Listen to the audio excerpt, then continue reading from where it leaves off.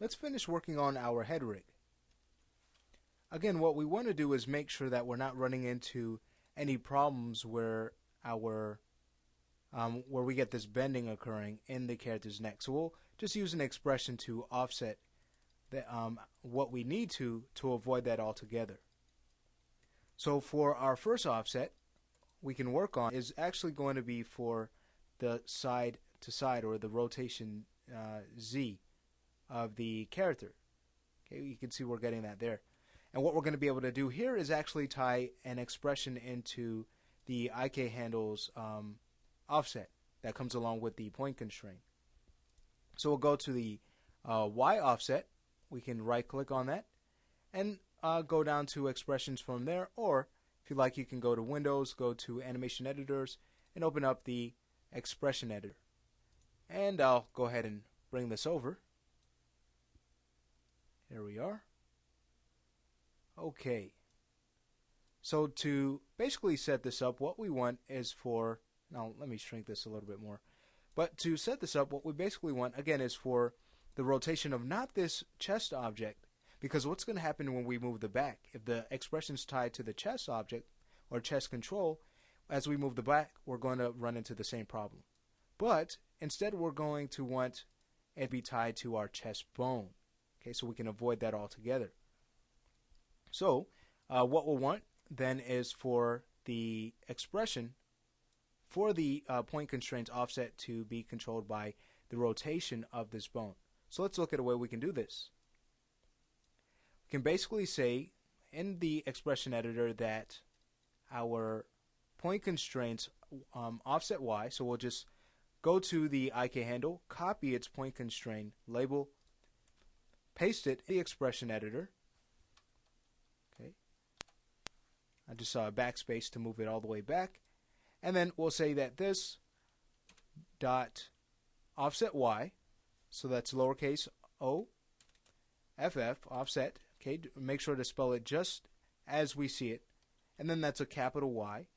Okay, so offset Y is going to be equal to the absolute value, so ABS, of the rotation Z of this bone.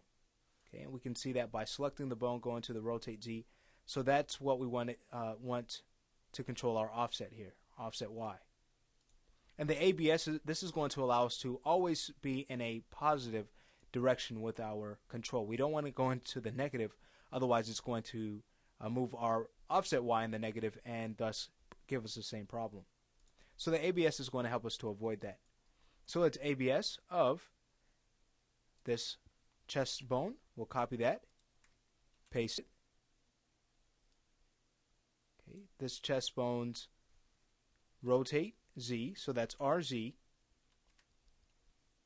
Okay, and that's going to be times 0.07. So we'll type that in. And this is going to allow us to make sure that as we move our offset, as this chest controls the offset, or the offset of this, it won't move as much. So it's going to give us a nice relative effect here. So once we have this, we'll end it with a semicolon and go ahead and hit create. Okay, before we label this, we'll want to also label our expression too. So watch what happens now. If we were to select this, chest control, and rotate it, notice, alright, we're not really getting the flipping anymore that we got before. And notice what we have here, we have our offset being controlled the way we'd like. But if you see that the offset of the IK handle is still causing bending, what you can do is go back to the expression and increase this a little bit more. So we can even see the change here. Okay, so we'll look at our bone, and I'll even fix the expression here, or expression editor, so we can see this. Let's see what would happen if we even took off a 0 and hit edit, and notice that's going to be much better for us. Okay, so looking at this, if we were to minimize, going back to our chest control and rotating this, notice, alright, that's going to work very well for us. Okay, we don't really get that, we don't get that bending at all. And what's also nice is we still have the ability to control the IK handle with our control object. Great, so expressions play a major role in the rigging process. Now, to correct our X direction, we already have our Y, position Y, tied in. So what are we going to do here? Well, a simple solution would be to simply take our head control, group it, and tie the expression into that group. So let's go ahead and do just that. With it selected, rather than hitting Control G to group, what that's going to do is actually send the pivot of our group to the center or the origin of the grid. Instead, if we like to have a pivot centered with the group, what we could do is select the object and type in just type in group. Just type in group as exactly as how it's spelled, and just hit enter in the command line. So now notice a group has been made and our pivot has been centered automatically for us.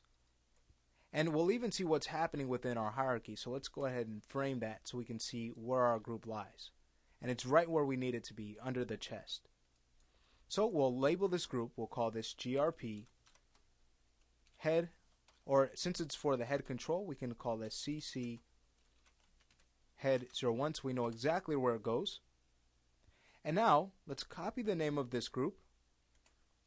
We'll go back to our expression editor, and we'll go ahead and now go a line underneath this, what we currently have.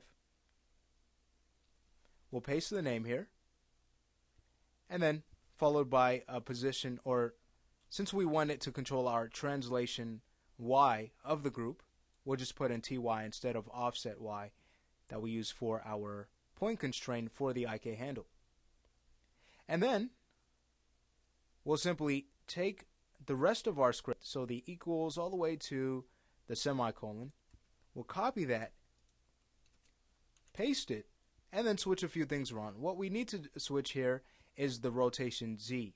Since we're going to be rotating forward with our character, that's actually going to be not the rotation X, but if we look at this, selecting our chest bone, notice it's going to be the rotate Y. So we do want to be mindful of that as well. So we'll switch our rotate Z to rotate Y here. And that looks like everything should be fine. So we can now hit edit to update the expression.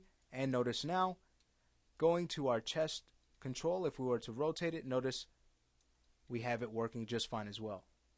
Okay, and of course you're going to run into a point where you still get a little bit of bending, but that's going to happen at a point where you probably wouldn't want to move the control. Like we probably wouldn't want to move the chest this far for this character, especially given his build.